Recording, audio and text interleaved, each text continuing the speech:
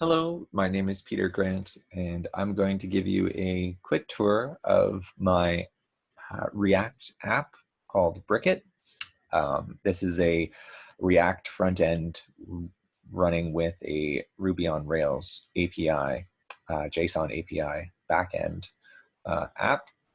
It's an app that allows users to tap into a Lego themed third-party API to browse that particular catalog and make selections off of that for their own collection of Lego sets, and then post those sets either as private or as public, and allowing community members with this app to also make comments on their selections.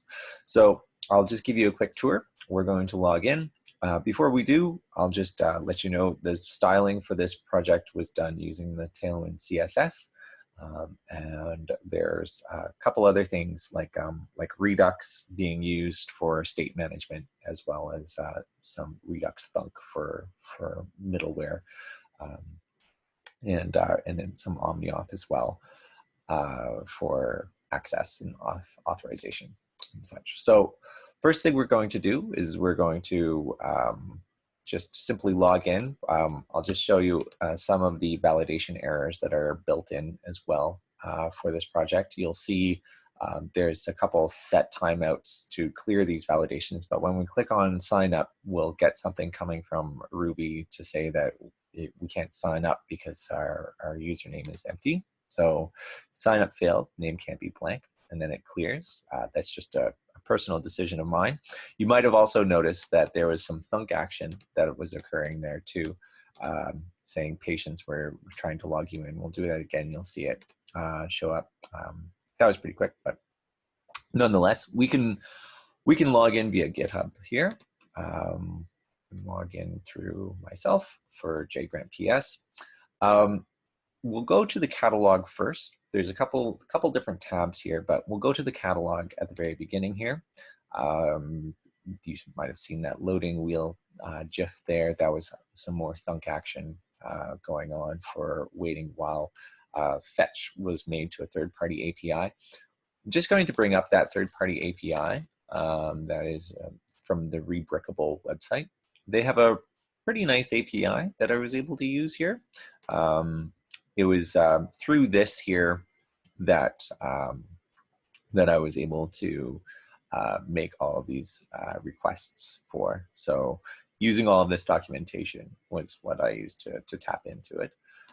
And what we are seeing here is we're seeing the data sort of about to be filtered through. So the way that Rebrickable structures their Lego sets, and it's a pretty extensive website, Rebrickable. So my app is just using Lego sets and then the themes that those Lego sets fall under. And so that's what we're going to be browsing. We're going to be browsing initially by themes. It's not actually just going to be themes, it's going to be parent themes as well. So we'll have a good example of that. If we go to the letter I, we'll see that a parent theme under the letter I will be Indiana Jones. And then the themes underneath Indiana Jones are the four main movies. So it is these buttons here that when we click on, we'll see that we have these different Lego sets that are available to us for adding to our collection. So I've used Indiana Jones quite a bit. Let's go to a different one. Let's go to Pirates. You can see here all of this stuff here is sorted via the React app. If we bring up the terminal here and we have a look at the Redux state for what we're seeing here, these themes and whatnot are all put in through the collection.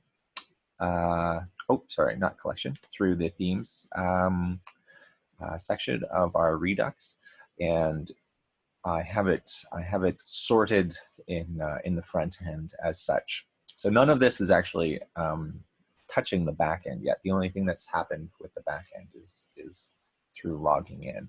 But if we were to, let's just close this out. And if we were to go into the Pirates and say we wanted to add Battle Cove from Pirates as a public Lego set to our collection, click on that. It'll bring us to the collection page here.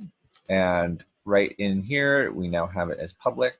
And we can say something like this, say, might be good for a birthday. And just add that as a quick comment. I've styled an SVG. It turns red on hover to provide sort of a little bit of CRUD action for any comments coming in. And just delete that, but we'll put that bit back in. So consider for present. Put that in. You can see that this is falling under selections. This is what is currently coming in under while I'm currently logged in. If I were to log out and log back in, this Pirates 1 Battle Cove set would no longer be under recent selections. It would be refiltered and refactored under this collection tab here. And this is brought in from the back end. So this was an API fetch request to the Brickit API for all of this information. One of the fun things about this, you'll see that this is a public. If we go back to the catalog, go back to Pirates, go back to Pirates 1, and we add Pirate Lookout as a private collection, we'll see that the styling is a little bit different. It's kind of arbitrary, but I wanted to make a distinction between what was public and what was private. And the reason why is because public selections are available to anybody who signed in under the community page. So let's go to the community page, and we'll see that these here are different. A is a user. These are different users with all of their various public Lego sets available for anybody to comment on. B is also a user. They just have 2 publicly available sets. And then we have Bobby Bob. And then JGrantPS, we'll see that here it is. This is the one that we just added. And then we'll put in here, seen from the page. Put that in. We are able to see this in different user accounts. So we'll see that very soon. One of the other things, if we go back and have a look, we'll see that these are all filtered according or sorted according to theme. So you can see here, The Last Crusade was a theme under the collection, and it's filtered as such. Raiders of the Lost Ark was another Indiana Jones collection theme. And that's standard for the collection page. The community page is different. The community page, it doesn't sort it according to theme, it sorts it according to user. So everything is grouped together according to user A, user B down here, Bobby Bob, and then JGrantPS down here. I'm just going to open up an incognito window, and we're going to log in as Bobby Bob. Over here, there we are. We're going to log in. And we're going to, as well for Bobby Bob, we're going to come over to the community page. We're going to see that down here, JGrantPS has made a couple comments on the Battle Cove. This was the Lego set that we added.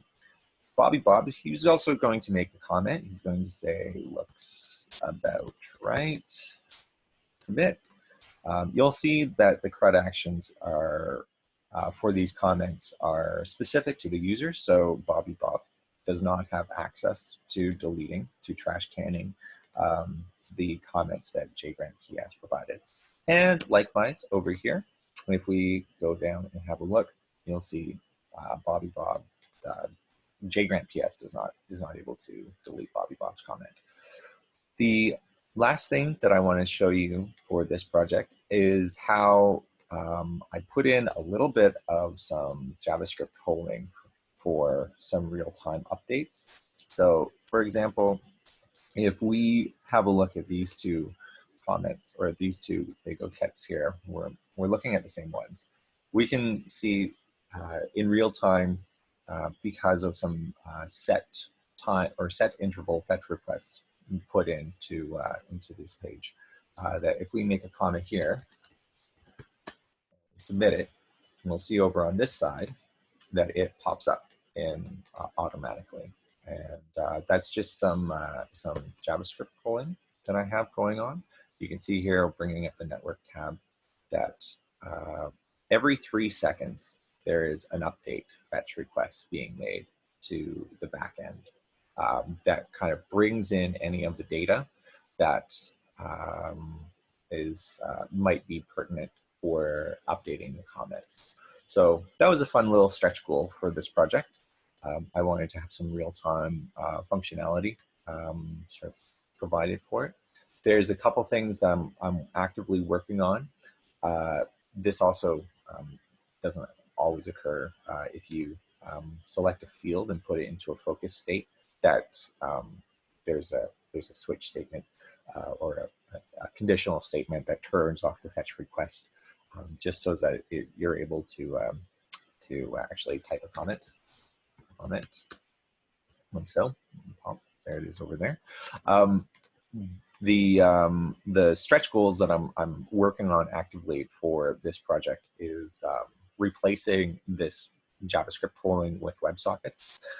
And there's also a couple other ones that I'm wanting to do. I'm wanting to flesh out the full CRUD actions of being able to show the deletion of a comment in real time, because right now the only thing that I have is that the comments are updated or new comments are added. But if I were to delete a comment, say for example, delete this consider for BD present comment, the only way to see that update on anyone else's site is to manually refresh the page, which I'd like to change. And then there's a couple other things that I'm also working on this project as well to get up to stuff. That's pretty much it in a nutshell.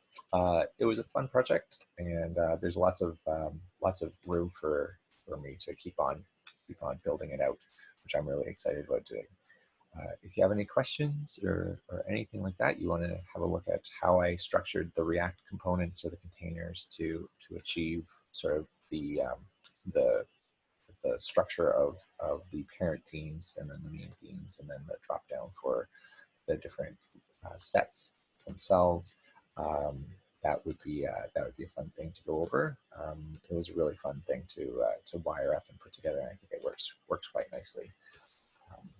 Yeah, thank you very much for your time.